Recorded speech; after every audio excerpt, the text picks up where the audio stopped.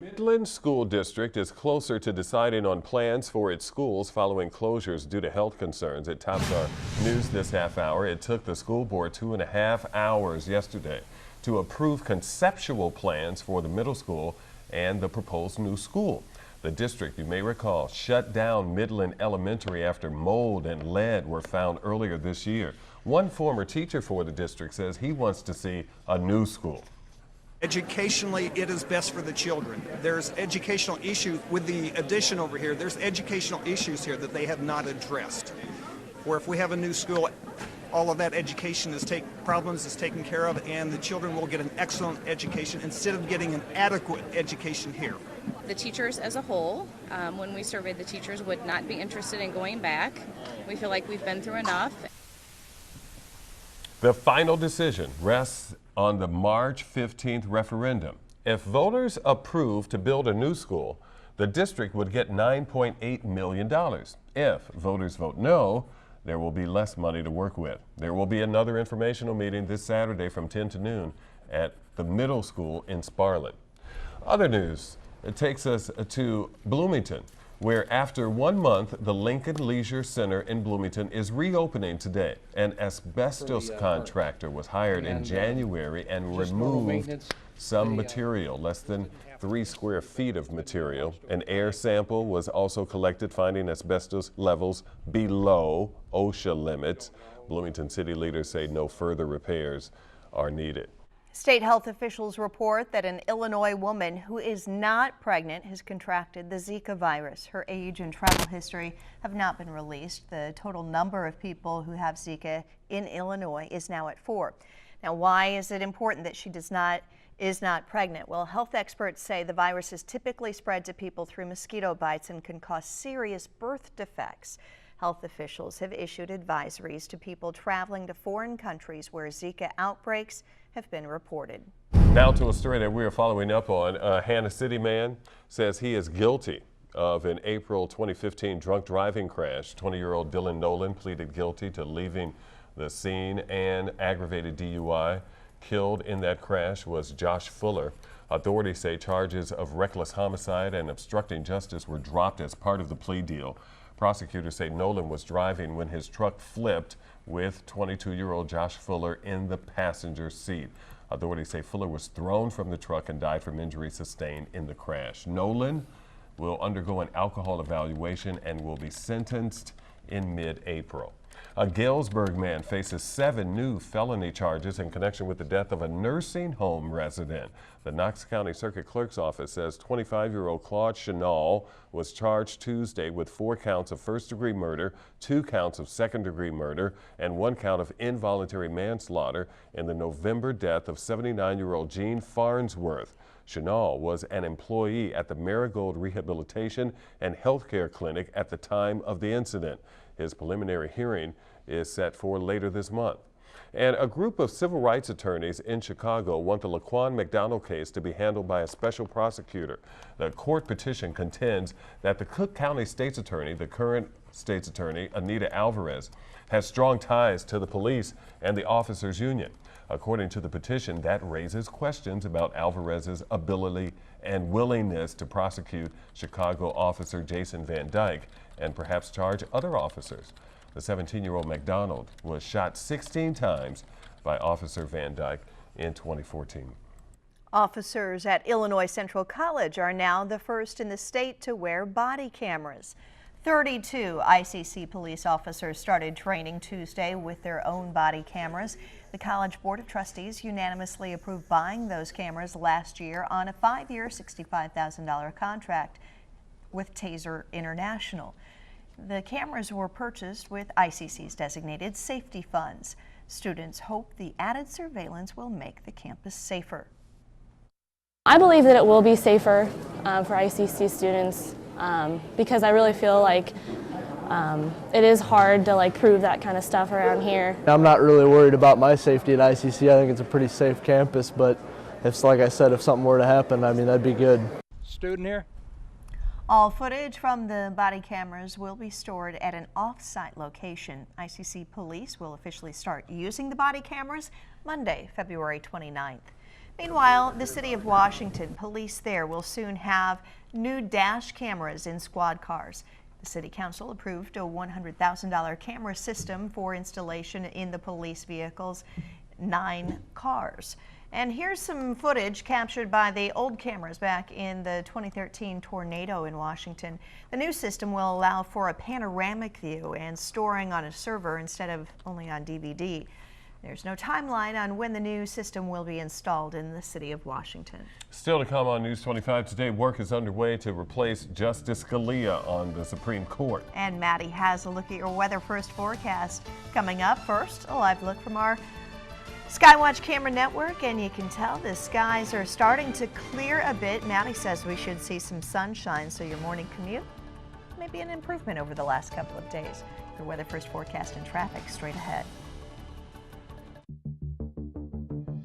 You're watching your home team in the morning with Gary Moore, Gina Morse, and Matty Hoddenweich's Weather First Forecast. This is News 25 today.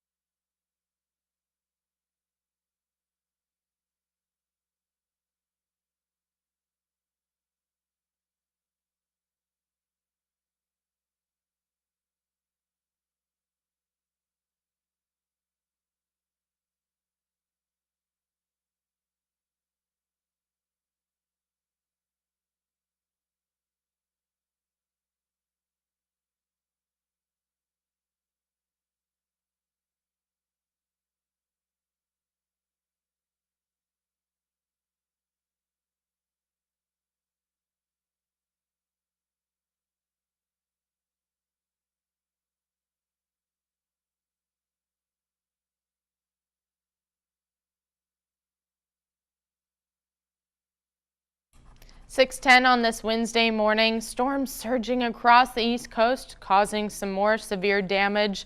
3 surveillance cameras in Miramar, Florida, captured trees and debris flying everywhere Tuesday in the midst of a possible tornado. Fierce winds uprooted palm trees and debris, leaving limbs all over the pavement. Many areas in Florida sustained significant damage from those sweeping winds. But for us, it is pretty calm and quiet outside. Illinois Eye Center, Northwest Peoria, Great Escape camera, still a little bit of snow on the ground. But after this weekend, we can say goodbye to all the snow.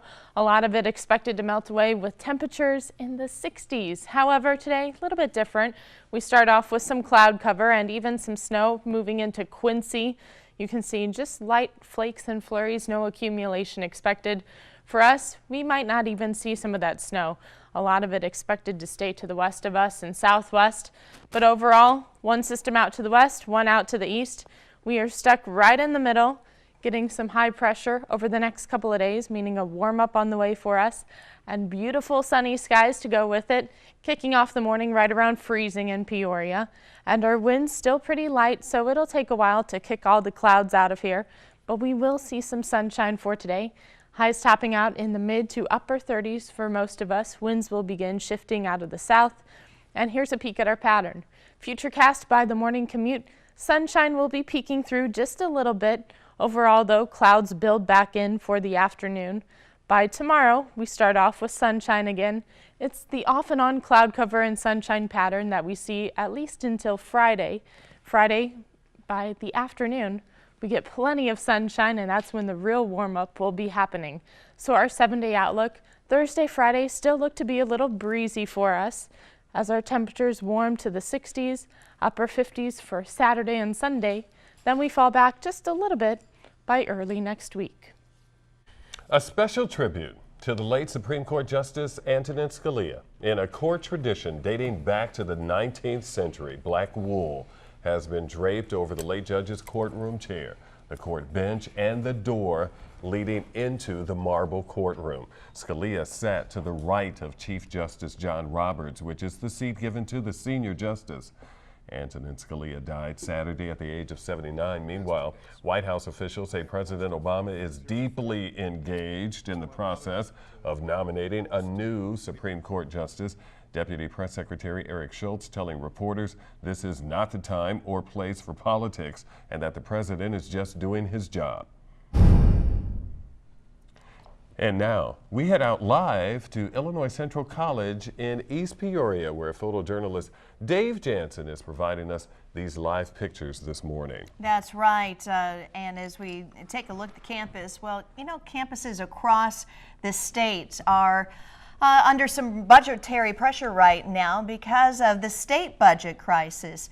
And that means that MAP grant funding and other funds necessary to keep those campuses going under a bit of pressure. And so students, faculty, staff at Illinois Central College and other colleges and universities across the state will be watching and listening closely to the governor's budget address today. And as we mentioned earlier in this newscast, Illinois Central College students will also now have a new extra security measure on campus, as officers will now be placed with body cameras. So, the first officers in the state of Illinois right. to get body cameras, and they started their training yesterday. They will officially start wearing them at the end of this month. When News 25 Today continues, we'll tell you how you are spending your money.